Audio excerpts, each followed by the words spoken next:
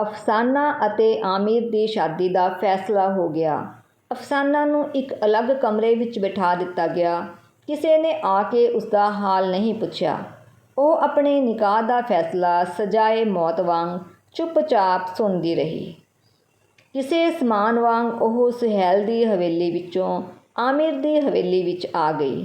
ਹੁਸੈਨ ਦੀ ਇਕਲੌਤੀ ਲਾਡਲੀ ਧੀ ਦਾ ਨਿਕਾਹ ਇਸ ਤਰ੍ਹਾਂ ਹੋਵੇਗਾ, ਇਹ ਕਿਸੇ ਨੇ ਨਹੀਂ ਸੀ ਸੋਚਿਆ।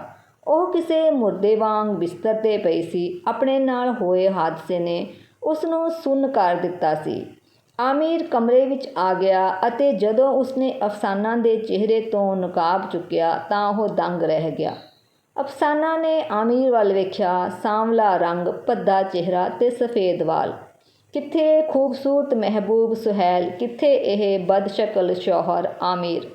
ਪਿਆਰ ਕਿਸ ਨੂੰ ਕੀਤਾ ਤੇ ਵਿਆਹ ਇੱਕ ਰੰਡਵੇ ਨਾਲ। ਅਫਸਾਨਾ ਦੇ ਅੰਦਰ ਉੱਠਦੇ ਤੂਫਾਨ ਸਾਂਭੇ ਨਹੀਂ ਸੀ ਜਾ ਰਹੇ।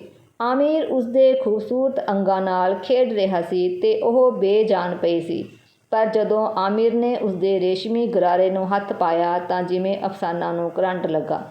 ਮੈਨੂੰ ਬਾਜ਼ਾਰ ਵਿੱਚ ਨਿਲਾਮ ਕਰਨ ਵਾਲੇ ਸੁਹੈਲ, ਤੇਰਾ ਕੱਖ ਨਾ ਰਹੇ। ਅਫਸਾਨਾ ਦੀ ਕੂਕ ਨਾਲ ਪੂਰੀ ਹਵੇਲੀ ਗੂੰਜਣ ਲੱਗੀ। ਇਹ ਬਾਜ਼ਾਰ ਨਹੀਂ, ਤੇਰਾ ਘਰ ਹੈ ਅਫਸਾਨਾ ਬੇਗਮ। ਮੈਂ ਤੇਰੇ ਨਾਲ ਨਿਕਾਹ ਕੀਤਾ ਹੈ। ਮੈਨੂੰ ਪਤਾ ਹੈ ਤੇਰੇ ਨਾਲ ਧੋਖਾ ਹੋਇਆ ਹੈ। ਹਰ ਮਰਦ ਸੁਹੈਲ ਨਹੀਂ ਹੁੰਦਾ। ਤੈਨੂੰ ਆਪਣੀ ਜ਼ਿੰਦਗੀ 'ਤੇ ਪੂਰਾ ਹੱਕ ਹੈ। ਤੂੰ ਚਾਹੇ ਤਾਂ ਇਸ ਹਵੇਲੀ ਵਿੱਚ ਇੱਕ ਮਹਿਮਾਨ ਦੇ ਤੌਰ 'ਤੇ ਜ਼ਿੰਦਗੀ ਬਿਤਾ ਸਕਦੀ ਹੈ। ਮੈਂ ਆਪਣੀ ਗਲਤੀ ਲਈ ਸ਼ਰਮਿੰਦਾ ਹਾਂ। ਆਮਿਰ ਕਹਿ ਕੇ ਕਮਰੇ ਤੋਂ ਬਾਹਰ ਚਲਾ ਗਿਆ। ਦਿਨ ਬੀਤਦੇ ਗਏ ਪਰ ਅਫਸਾਨਾ ਕਮਰੇ 'ਚੋਂ ਬਾਹਰ ਨਾ ਨਿਕਲੀ। ਆਮਿਰ ਨੇ ਮੁੜ ਕੇ ਉਸਨੂੰ ਕਦੇ ਨਾ ਬੁਲਾਇਆ। ਆਮਿਰ ਖਾਣਾ ਖਾਣ ਤੋਂ ਬਾਅਦ ਡਿਊਟੀ ਵਿੱਚ ਬੈਠਾ ਰਹਿੰਦਾ। ਕਦੇ-ਕਦੇ ਨੌਕਰਾਣੀ ਦੇ ਬੱਚੇ ਉਸ ਕੋਲ ਆ ਜਾਂਦੇ। ਉਹ ਬੱਚਿਆਂ ਨਾਲ ਖੇਡਦਾ ਰਹਿੰਦਾ। ਉਹਨਾਂ ਦੇ ਜਾਂਦਿਆਂ ਹੀ ਫਿਰ ਉਦਾਸ ਹੋ ਜਾਂਦਾ। ਹੁਣ ਆਮਿਰ ਬਿਮਾਰ ਰਹਿਣ ਲੱਗ ਪਿਆ ਸੀ। ਉਸਦੇ ਖੰਘਣ ਦੀ ਆਵਾਜ਼ ਅਫਸਾਨਾ ਦੇ ਕਮਰੇ ਤੱਕ ਸੁਣਦੀ ਸੀ। ਬਿਮਾਰੀ ਕਾਰਨ ਉਸਦਾ ਚਿਹਰਾ ਖੁਸ਼ਕ ਤੇ ਪੀਲਾ ਪੈ ਚੁੱਕਾ ਸੀ। ਉਹ ਕਈ ਦਿਨ ਕੰਮ 'ਤੇ ਨਾ ਗਿਆ। ਹਕੀਮ ਆਉਂਦਾ ਅਤੇ ਦਵਾਈ ਦੇ ਕੇ ਚਲਾ ਜਾਂਦਾ। ਇਹ ਪਹਿਲੀ ਵਾਰ ਸੀ ਜਦੋਂ ਅਫਸਾਨਾ ਦੇ ਅੰਦਰ ਕੋਈ ਹਲਚਲ ਹੋਈ ਸੀ। ਆਮਿਰ ਛੱਤ ਉੱਤੇ ਸੀ। ਨੌਕਰ ਬਾਵਰਚੀ ਖਾਨੇ ਵਿੱਚ ਹਕੀਮ ਵੱਲੋਂ ਦਿੱਤੀ ਦਵਾਈ ਉਬਾਲ ਕੇ ਉੱਪਰ ਜਾਣ ਲੱਗਾ ਤਾਂ ਅਫਸਾਨਾ ਨੇ ਉਸਦੇ ਹੱਥੋਂ ਪਿਆਲਾ ਫੜ ਲਿਆ ਤੇ ਕਿਹਾ, ਮੈਂ ਲੈ ਕੇ ਜਾਂਦੀ ਹਾਂ। ਅਫਸਾਨਾ ਪਹਿਲੀ ਵਾਰ ਹਵੇਲੀ ਦੀ ਛੱਤ 'ਤੇ ਚੜ੍ਹੀ ਸੀ। ਆਮਿਰ ਬਨੇਰੇ 'ਤੇ ਖੜ੍ਹਾ ਸੀ। ਅਫਸਾਨਾ ਵੱਲ ਉਸਦੀ ਪਿੱਠ ਸੀ। ਮੈਂ ਤੁਸਾਂ ਦੀ ਦਵਾਈ ਲੈ ਕੇ ਆਈ ਹਾਂ ਖਾਨ ਸਾਹਿਬ। ਜਦੋਂ ਇਹ ਆਮਿਰ ਨੇ ਸੁਣਿਆ ਤਾਂ ਉਹ ਜਿਵੇਂ ਨੀਂਦ ਤੋਂ ਜਾਗਿਆ ਹੋਵੇ। ਤੁਹਾਨੂੰ ਤਕਲੀਫ ਕਰਨ ਦੀ ਕੀ ਲੋੜ ਸੀ? ਘਰ ਵਿੱਚ ਨੌਕਰ ਹਨ, ਉਸਨੇ ਕਿਹਾ। ਪਰ ਅੱਜ ਤੁਹਾਨੂੰ ਮੇਰੀ ਜ਼ਰੂਰਤ ਏ। ਤੇ ਅਫਸਾਨਾ ਨੇ ਆਮਿਰ ਨੂੰ ਦਵਾਈ ਪਿਲਾ ਦਿੱਤੀ। ਖੁਦਾ ਕਰੇ ਤੁਹਾਡੀ ਸਿਹਤ ਜਲਦੀ ਠੀਕ ਹੋ ਜਾਵੇ। ਤੁਸੀਂ ਆਪਣੇ ਹੱਥਾਂ ਨਾਲ ਦਵਾਈ ਪਿਲਾਈਏ ਤਾਂ ਜ਼ਰੂਰ ਅਸਰ ਕਰੇਗੀ। ਇਹ ਸੁਣ ਕੇ ਉਸਦਾ ਚਿਹਰਾ ਗੁਲਾਬੀ ਹੋ ਗਿਆ। ਸਾਹਮਣੇ ਵਗਦੇ ਦਰਿਆ ਦੀਆਂ ਛੱਲਾਂ ਵੇਖ ਕੇ ਆਮਿਰ ਨੇ ਕਿਹਾ, ਲੱਗਦਾ ਸਮੁੰਦਰ ਵਿੱਚ ਤੂਫਾਨ ਆਇਆ ਏ। ਇੱਕ ਤੂਫਾਨ ਇਸ ਹਵੇਲੀ ਵਿੱਚ ਵੀ ਆਇਆ ਹੋਇਆ ਹੈ ਤੇ ਮੈਨੂੰ ਡਰ ਹੈ ਕਿਤੇ ਇਹ ਮੈਨੂੰ ਰੋੜ ਕੇ ਨਾ ਲੈ ਜਾਵੇ। ਅਫਸਾਨਾ ਨੇ ਕਿਹਾ, ਇਸ ਹਵੇਲੀ ਨੂੰ ਵਾਰਸ ਚਾਹੀਦਾ ਹੈ। ਇਹ ਤੁਹਾਡੇ ਦੁੱਖ ਦੀ ਦਾਰੂ ਹੈ। ਮੈਂ ਇੱਕ ਔਰਤ ਹੋ ਕੇ ਸਮਝਦੀ ਹਾਂ ਕਿ ਮੇਰਾ ਕੀ ਫਰਜ਼ ਹੈ। ਔਰਤ ਮਰਦ ਨੂੰ ਸਿਰਫ ਜਿਸਮਾਨੀ ਸੁੱਖ ਹੀ ਨਹੀਂ ਦਿੰਦੀ, ਉਸਨੂੰ ਬਾਪ ਦਾ ਰੁਤਬਾ ਵੀ ਬਖਸ਼ਦੀ ਹੈ। ਨਹੀਂ ਤਾਂ ਇਹ ਦੁਨੀਆ ਉਸ ਮਰਦ ਨੂੰ ਨਾਮਰਦ ਸਮਝਦੀ ਹੈ ਅਤੇ ਦਲੇਰ ਔਰਤਾਂ ਦਲੇਰ ਮਰਦਾਂ ਨੂੰ ਹੀ ਰੂਹ ਦਾ ਹਾਣੀ ਸਮਝਦੀਆਂ ਹਨ, ਭਗੌੜਿਆਂ ਨੂੰ ਨਹੀਂ। ਮੈਂ ਗੁੰਮਰਾਹ ਹੋ ਗਈ ਸੀ ਅਤੇ ਤੁਹਾਨੂੰ ਬਹੁਤ ਦੁੱਖ ਦਿੱਤਾ ਹੈ। ਅਫਸਾਨਾ ਤੋਂ ਹੁਣ ਆਪਣਾ ਆਪ ਸੰਭਾਲਿਆ ਨਹੀਂ ਸੀ ਜਾ ਰਿਹਾ।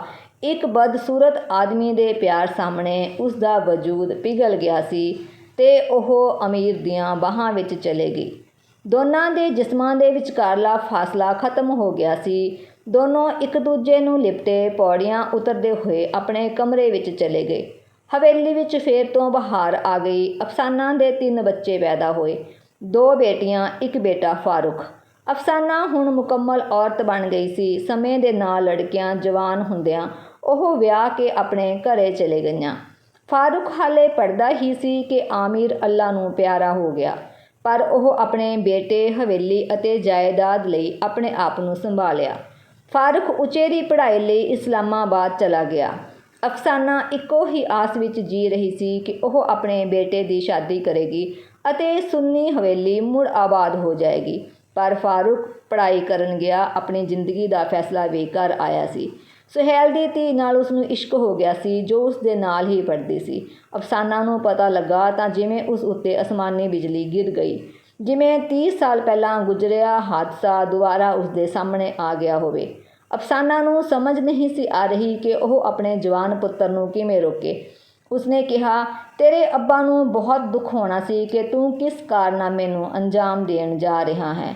ਪਰ ਉਸ ਦਾ ਪੁੱਤਰ ਬੋਲਿਆ, ਨਹੀਂ ਅੰਮੀ, ਅੱਬਾ ਨੇ ਤਾਂ ਬਹੁਤ ਖੁਸ਼ ਹੋਣਾ ਸੀ। ਮੈਂ ਤਾਂ ਸੁਹੇਲ ਅੰਕਲ ਦੀ ਪੜ੍ਹੀ ਲਿਖੀ ਬੇਟੀ ਨਾਲ ਨਿਕਾਹ ਕਰ ਰਿਹਾ ਹਾਂ, ਪਰ ਅੱਬਾ ਨੇ ਤਾਂ ਸੁਹੇਲ ਦੀ ਠੁਕਰਾਈ ਹੋਈ ਮਸ਼ੂਕਾ ਦਾ ਹੱਥ ਫੜ ਲਿਆ ਸੀ।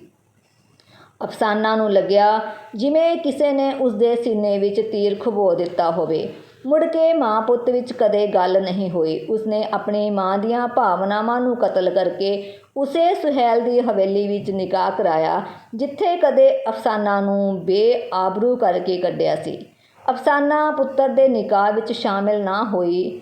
ਜਦੋਂ ਉਹ ਇੰਗਲੈਂਡ ਜਾਣ ਲਈ ਆਪਣੀ ਬੀਵੀ ਨਾਲ ਆਪਣੀ ਮਾਂ ਨੂੰ ਮਿਲਣ ਆਇਆ ਤਾਂ ਅਫਸਾਨਾ ਨੇ ਹਵੇਲੀ ਦਾ ਚਿਰਾਗ ਅਤੇ ਵਾਰਿਸ ਹਵੇਲੀ ਦੇ ਦਰਵਾਜ਼ੇ ਤੋਂ ਹੀ ਵਾਪਸ ਮੋੜ ਦਿੱਤਾ ਅਤੇ ਮੁੜ ਕਦੇ ਪੁੱਤਰ ਦੇ ਮੱਥੇ ਨਹੀਂ ਲੱਗੀ।